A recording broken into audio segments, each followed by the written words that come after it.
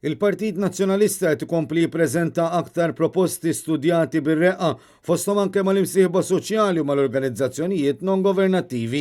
Dan ħareġ waqt konferenza tal-aħbarijiet indirizzata mill-Viċi Kap tal-Partit għal-ħidma fil-Parlament David Aġus kif ukoll mid-deputati Robert Kutajjar u Edwin Vassallo.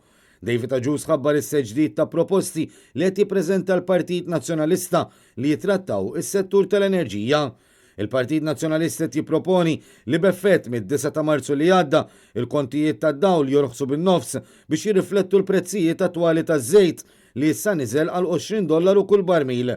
Qed ikun propost ukoll roħs sa 30 ċenteżmu fil-prezzijiet tal-petrol u d-diesel dan fil-waqt li għandu jiżdied il-limitu tal-ekokontribuzzjoni. Fl-istess waqt, il-Partit Nazzjonalista jappella wkoll għal roħs fil-kontijiet tal-ilma fil-waqt li l-Gvern jara li jingħata sussidju għar-renta tal-arloġġi tad-dawlu l-ilma, speċjalment tan-negozji.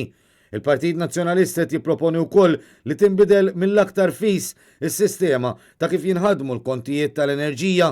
David Aġus qal li l-proposti tal-Partit Nazzjonalista huma meħtieġa għax għandna gvern li fl-aħħar 7 snin mexxa ekonomija li ma tħarrix il-qudiem tant li llum għal korruzzjoni qed inħallsu aħna lkoll.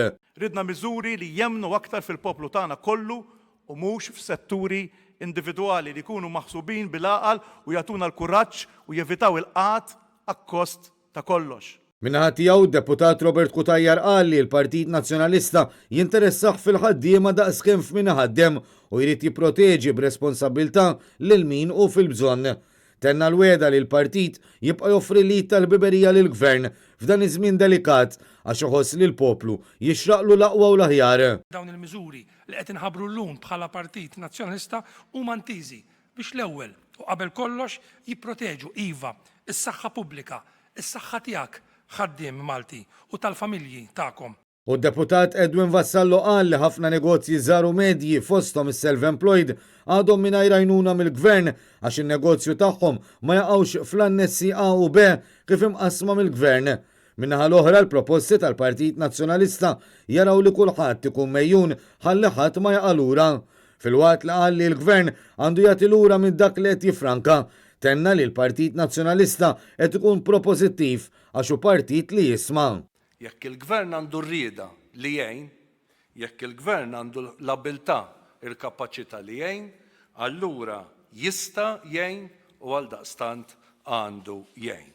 Dawn il-proposti jkomplu jingħaqdu ma' dawk diġà ppreżentati mill-Partit Nazzjonalista fil-jiem li għaddew bl-impenn li jibqa' forza politika nazzjonali u gvern alternattiv.